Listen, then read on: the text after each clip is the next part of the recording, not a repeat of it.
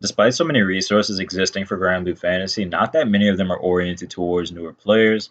So I'm going to try to remedy that with this video series. Hopefully, it might even encourage somebody to make a better video series. I want to talk about the weapon grid, but before we do that, I want to talk about weapon uncaps. So, as you can see here, different weapons can be uncapped to different degrees. This can be uncapped 5 times, this can be uncapped 4 times, and then on page 3 we have these, which can be uncapped 3 times. So, the first 3 stars for any given weapon, you can uncap it by using copies of that very same weapon. Or you can use bars, but I would very much suggest you do not use bars on formable weapons. Then for weapons you can uncap 4 times. They generally take very specific materials. Now, these are materials that you can't get till later in the game. I'm just using this as an example that they take specific materials rather than another dupe. And the same thing goes for weapons that can be uncapped 5 times. So if you uncap a Magna weapon 5 times, you need these kind of materials. You need some Primarch Anima. This is Magna 2 Anima, and then your standard uncapping resources.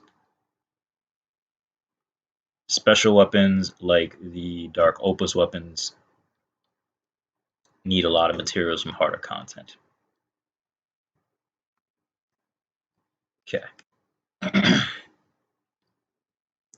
There are also some special weapons that need special materials, but I don't have any of those at a lower uncap right now, so I could show them, but maybe I'll talk about that later. This is one such weapon, actually. So when it comes to your weapon grid, you have 3 primary skill types. You have your normal modifier, which you can tell because it doesn't have any icon in the corner. You have your Omega modifier, which is noted by this Omega symbol in the corner. If you're playing the game in Japanese, it'll be an M because it's Magna. So if I say Magna or Omega interchangeably, it's because Magna skills are Omega skills and vice versa. And then you have your EX modifier, which is denoted by this EX symbol in the corner. Now, for skills that have this star symbol, they can be a variety of things. For example, if you look at Stratomizer, actually we can check that out because I think I have one.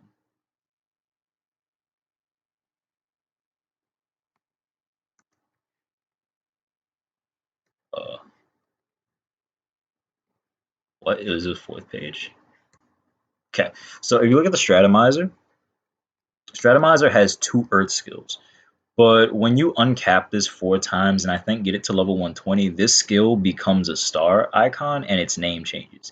It still counts as a Earth normal modifier skill, but it gets a bonus effect, and that's why its icon changes. But then for this weapon, the Hollow Sky Blade, this is an EX modifier. So this is from the GBF wiki.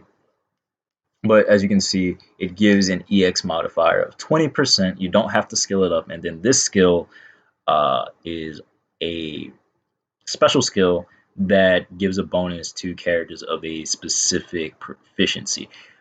This EX modifier is also restricted to characters of a specific proficiency, but it also does show you what I was talking about with Stratomizer, because not only does it have that EX modifier, it also gives a 10% boost to Saber and Dagger specialty allies debuff success rate. So, that's why it's a special icon. But it would also be a special icon. Like, it would probably be an icon like this if it didn't have the debuff success thing, but it is, so it does.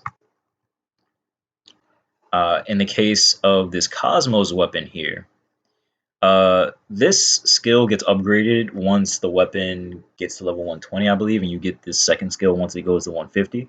So Cosmic Rifle 1 would give you a 30% boost to the attack and HP of all equipped guns. Cosmic Rifle 2 gives you a 50% boost. This is actually pretty relevant. So these weapons got FLB just this past December 2019, and they actually allow for some really interesting grid setups.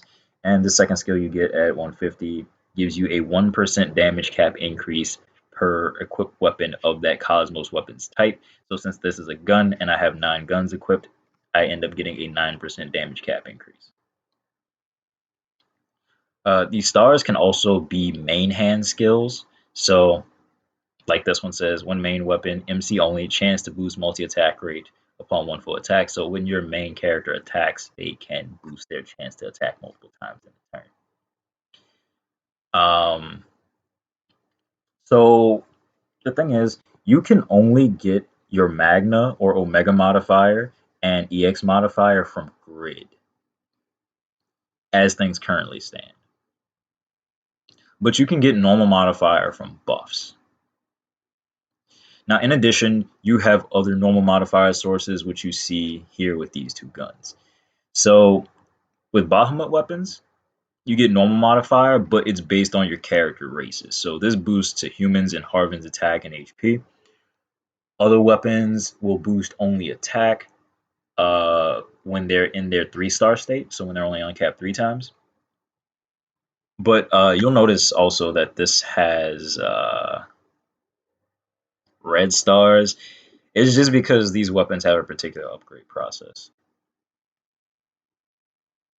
But yeah, you have normal modifier boost to the humans and Harvins for this weapon. Some only boost HP regardless of their upgrade stage. Oh, actually, I misspoke. Some only boost HP, and then when they get to this upgrade stage, they also boost multi attack rate, but they only give that boost to a single race. And then you have the Ultima weapon, which gives some kind of a boost with the first skill to allies of a specific weapon proficiency. And then it has a second skill that boosts anybody in your team. So this gives a 50% skill damage cap boost to everybody in my team, regardless of what their weapon proficiency is. Okay, yeah, I had this right before. So this is a 20% attack boost, a 20% double attack rate boost, and a 20% triple attack rate boost to gun specialty allies, but it is a 50% skill damage cap boost to any ally.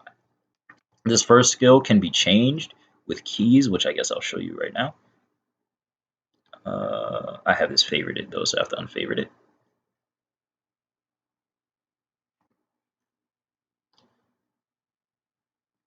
So the only key I have is this critical hit rate one, and what it does is give you a 20% boost to attack, a 10% boost to HP, and a 15% chance for 15% critical damage. This is considered a normal modifier source of crit. So you might be wondering why my grid's up like this. It's because I am using a Magna Summon. So this Magna Summon is FLB, so it's uncapped 4 times. And you can see the aura in the image to the right. So if Celeste was 0-star, it would give me a 50% boost to shell and weapon skills. If it was 3-star, it would give me a 100% boost. And if it's 4-star, like mine is, it gives me a 120% boost, as you can see here. Now, you'll notice that for Hades aura, it is the Dark Primal Summon. So I can show you like this. The Optimus series is the new name for the Primal Summons. So I have Zeus here, 2 Agnes, 2 Verona. And your Omega series or your Magna series would be the Celeste you already saw, Colossus, Tiamat, Yggdrasil, Chevalier, or Luminaria, I believe. I forget which name the English version of the game uses. Okay, so the English uses Luminaria, but if you see anyone say Chev, they're referring to this. And you also have Leviathan. So the Magna weapon skill is only going to be a single name ever. But the Dark, the Primal, I don't know why I said Dark, but the Primal weapon skills are going to be 3 different ones. So in the case of Hades, you have Oblivion, which is your big weapon skill. You have Hatred, which is your medium-sized weapon skill. And then you have Dark, which is your small weapon skill. So generally speaking, you want to use a lot of the modifier that's boosted by your weapon skill, but that's not the only thing that you want to use. You want to mix and match the modifiers to get the largest damage bonus in general. But there are other things that you can build around. So for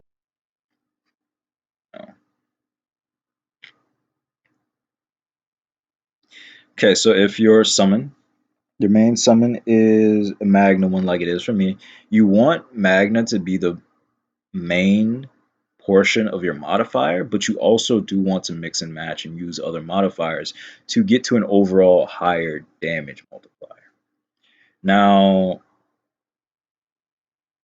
even within that, there's various different ways that you can build a grid. So let's look at some of my other setups. This is the grid that I use for Caesar Redemption's Proud Fight, for example. These staves give me a medium boost to attack and max HP, and then it gives me a medium boost to my charge attack damage and charge attack damage cap. Using two of these actually does cap out the charge attack damage and damage cap increase, but I'm running the third one for extra HP. The Celeste Claws give me a medium boost to my Dark Allies attack, but they also give me a small enmity boost as my health drops. So the lower my health gets, the more my damage increases, which you can actually see to some degree here. I would be paired with a Bahamut summon. So my expected base damage would be about 157k, almost 158k. And then if we use this slider, we can see that as my HP drops, my damage increases. So we went up to 175k. And if we drop down to 25%,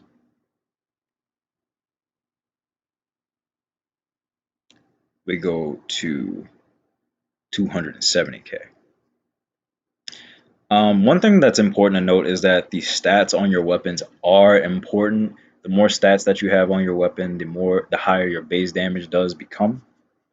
Because if you look at what I grabbed from the wiki earlier, for the base damage, it does say that your character's total attack times the elemental boost times their composite modifier and so on will end up being your overall base damage.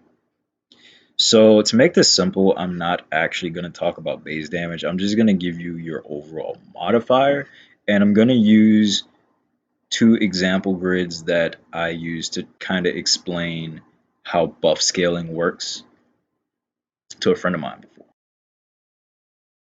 やっぱり銃より剣よね。勝ち込みするなら剣じゃないと風情が出ないもの。 Every time I record this, I make a mistake. So the introduction to the damage formula is going to be its own video. Reason being is I want to keep all the videos in this series under 15 minutes if possible. And I guess I should say what my overall goal with this is. I'm not trying to do an in-depth rundown of everything. I'm not trying to look at every single little detail. I just want to give an overview that will hopefully serve as an okay introduction for newer players. Man, I feel like the best thing that could come out of this is that somebody sees my video and they're like, this guy's content is trash. I'm gonna make something better. But yeah, I just want to toss something out there for newer players. Like one of the main things I see consistently is that people want to get into the game and they don't because they don't understand how grids work. It's not that they don't want to grind or are turned off by the idea of grinding, but just because the game does not explain grids all that well, which is kind of funny because Granblue Fantasy Versus does a better job of explaining grids than the game itself does. That aside, I have like a video already recorded that I'm probably not gonna upload for a while. I want to go through a couple of things first, where I'm doing a comparison of the Magna Dark grid, the Arcarum grid, using the Arcarum summon as your main summon, and the double elemental grid. I think I talk about a couple of other things in that video.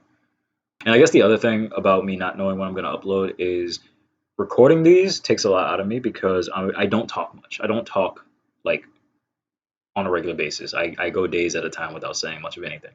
So having to speak so much when I'm recording kind of makes my throat hurt. Like right now, I've been doing this. I think all day. It's like 5:36 p.m. I've been doing this since like 8. So yeah, guess that's about it. I'll try to. I think I'll try to upload a Granblue Fantasy video, like 2 or 3 a week.